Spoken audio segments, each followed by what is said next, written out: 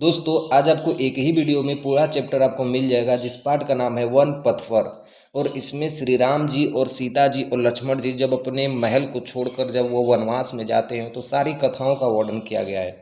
और दोस्तों इस चैप्टर से आपके एग्जाम में भी बहुत सारे पद्यांश आते हैं, तो कृपया इस चैप्टर को अच्छे से पढ़ना मेरे भाई।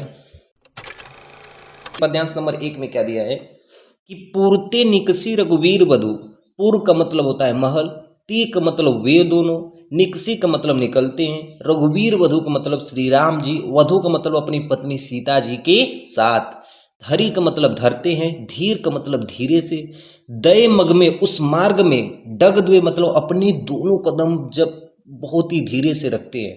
मतलब इसका हुआ कि जब श्री राम जी अपनी पत्नी सीता जी के साथ महल से जब निकलते हैं तो वे अपने दो कदम बहुत ही धीरे से रखते हैं। झल की भरी मतलब झलक जाती है, भाल का मतलब उनके माथों पर, कनी का मतलब एक कण, जल के मतलब जल की बूंद। मतलब सीता जी के माथों पर एक जल की बूंद की कण टपक जाती है, मतलब उनके माथे से जल की बूंदें मतलब पसीने की बूंदें टपकने लगती हैं।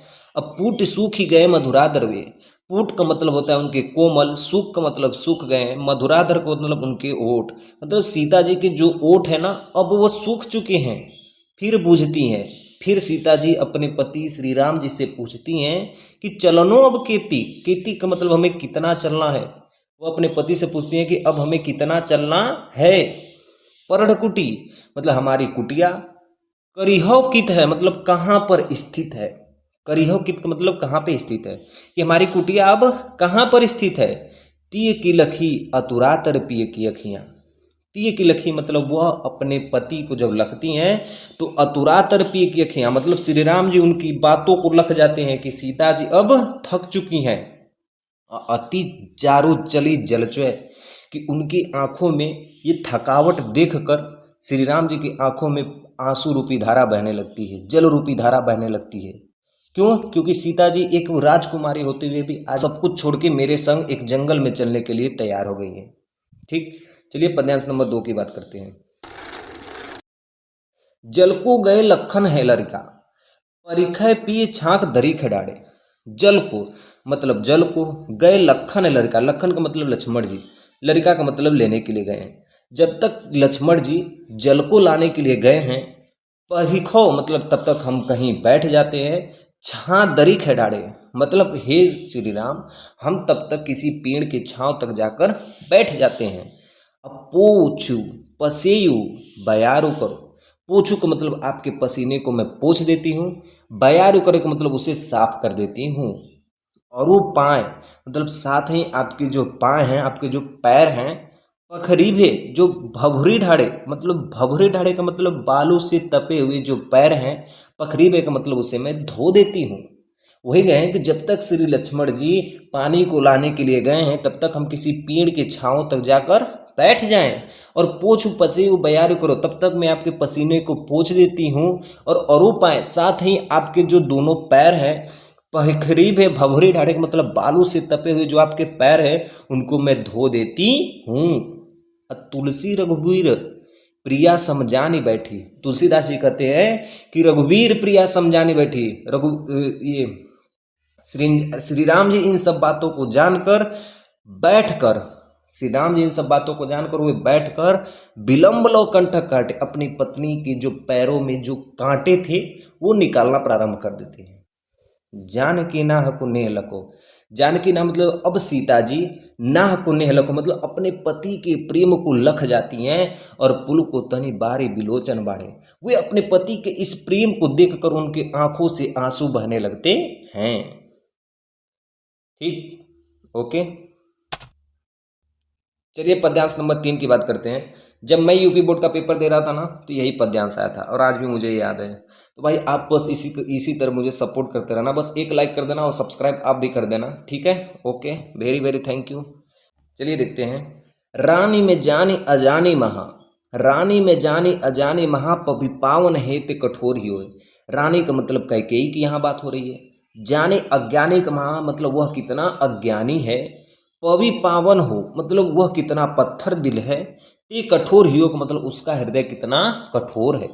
कि मतलब एक सखी दूसरी सखी से कह रही है कि वह कैकेयी का वह कैकेयी कितना अज्ञानी है और उसका हृदय कितना पत्थर से भी ज़्यादा कठोर है कि राज हो काज अकाज न जानो, कि वह राज काज जाने बिना ही कहो तिनको जिन कान कियो है। मतलब वह राज्य काज जाने बिना ही इन इन सबको वनवास दे दिया गया है। ऐसी मनोहर मूर्ति ये, मतलब इनकी मनोहर मूर्ति ऐसी है कि बिछुड़े कैसे प्रीतम लोग जिए हो, कि इनके जो प्रेम करने वाले लोग हैं वे इनसे बिछड़ कर कैसे जिएंगे। आँख इनमें सखी राखी बिजो, आखिन में सखी वही स्त्रियां या वही सखियां एक सखी दूसरे से कर रही है कि आखिन में सखी, इनको तो आंखों में बसाने के योग्य है। राखी बिजोग मतलब इनको अपने पास रखने के लिए योग्य है। इन्हें किन्हीं के वनवास दे दिए गए, इनको आखिर क्यों वनवास दे दिया गया है। इतना बढ़िया लाइन है भाई मेरे दोस्त, पढ़ के जाना, पेपर में जरूर आएगा और सपोर्ट करते रहना मेरे दोस्त। ओके, पद्यांश नंबर 4 की बात करते हैं। जब श्री राम जी, लक्ष्मण जी, सीता जी एक कहीं बैठे हुए होते हैं पेड़ों के नीचे, तो वहाँ पे जो गांव की स्त्रियां होती हैं ना, तो वे उनको देखकर बहुत आकर्षित होती हैं। तो वही कह रही हैं, एक सखी दूसरे सखी से कह रही है, क्या कह रही है, ध्यान से देखो। शीश जटा जिनकी सिर पर जटाएं हैं, उर बाहु विशाल जिनकी भुजाएं विशाल हैं, बिलोचन लाल, बिलोचन का मतलब आंख, जिनकी आंखें लाल है, तिरछी सी भौवें जिनकी भौहें तिरछी सी हैं, तूर सनासन बाण धरे, मतलब वे दोनों राम जी और लक्ष्मण जी दोनों अपने संग बाण को धारण किए हैं। तुलसी वन मार्ग में सूठी सोए, वे स्त्रियां आपस में कह रही हैं कि इस तुलसी वन मार्ग में सबसे सुंदर वही दोनों दिखाई दे रहे हैं। ठीक, सादर बार ही बार, सादर का मतलब बार बार, सुभायक मतलब हमारे मन को, चित्ते मतलब हमारे मन को भा रहे हैं। मतलब ये जो दोनों पुरुष बैठे हुए हैं बाण को धारण किए हुए, जिनकी भुजाएं विशाल है, उनकी आंखें लाल है, तिरछी सी भौवें हैं, वे हमारे मन को बार बार लुभा रहे हैं। तुम तो हमारे मन मोह है, कि वे सब हमारे मन को मोह रहे हैं। पूछते ग्राम बधू सियसो, कि वे सभी गांव की सखियां सीता जी से पूछती हैं कि कहो सावरे सो सखी रावरे सो है। वाह क्या बात है, देखो मेरी बात, कि वो जो सांवरे से व्यक्ति बैठे हुए हैं वो रावरे को है, मतलब वो आपके क्या लगते हैं। ठीक, ओके, कि जो सांवरे से जो बैठे हुए हैं व्यक्ति वो आपके क्या लगते हैं। चलिए पद्यांश नंबर 5 पढ़ते हैं। ठीक है, अच्छा लगा वीडियो को तो लाइक कर दो मेरे दोस्त, और नीचे आपको लाल बटन का सब्सक्राइब बटन दिख रहा है, एक सब्सक्राइब दबा दो ताकि आप भी मेरे यूट्यूब फैमिली का हिस्सा बन जाओगे। देखिए पद्यांश नंबर 5 क्या कर रहा है कि सूनी सुंदर बैन सुधाकर, साने सयानी है जान की भली। जब जानते हो मेरे भाई, गांव की स्त्रियां जो थी वो जब सीता जी से पूछ रही हैं कि कभी सावरेसो सखीरावरेसो है, कि हे सीता जी ये आपके क्या लगते हैं, तो वहीं सीता जी समझ जाती हैं कि ये स्त्रियां कितना चतुर हैं। वही कर रही हैं कि सूनी सुंदर बैन सुधाकर, मतलब उनकी सुंदर बातों को सुनकर, सुनी सुंदर का मतलब उनकी बातों को सुनकर, बैन सुधाकर साने, मतलब सीता जी समझ जाती हैं कि सयानी है, मतलब ये लोग बहुत ही चतुर हैं। जान की जानी भली, मतलब सीता जी लख जाती हैं कि ये गांव की स्त्रियां बहुत ही चतुर हैं और ये लोग मुझसे क्या पूछना चाहती हैं। तिरछी करी नैन दे, अपने नैनों को तिरछे करते हुए, तीन्हे का मतलब उनको, समझाए का मतलब समझा कर, मुस्काई का मतलब मुस्का कर चली जाती हैं। कि सीता जी अपने नैन को तिरछे करते हुए समझा कर मुस्का कर चली जाती हैं, अपने नैनों से ही बता देती हैं कि ये मेरे पति हैं। तुलसी ते है अवसर सोहे, तो तुलसीदास जी कहते हैं कि उन्होंने अवसर का, मर्यादा का पालन करते हुए, सबे अवलोक तो लोचन लालू अली, मतलब लोचन का मतलब होता है अपनी आंखों, कि अपने मर्यादा का पालन करते हुए उन्होंने अपनी आंखों आंखों में ही सबको बता दिया कि ये मेरे पति हैं, क्योंकि स्त्रियां अपने मुंह से अपने पति का नाम नहीं लेती हैं।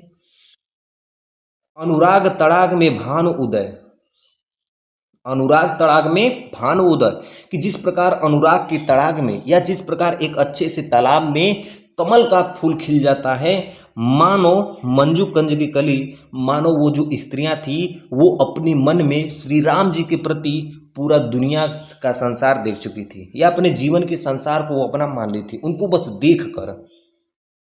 ठीक है, तो मिलते हैं नेक्स्ट वीडियो में, तब तक के लिए जय हिंद।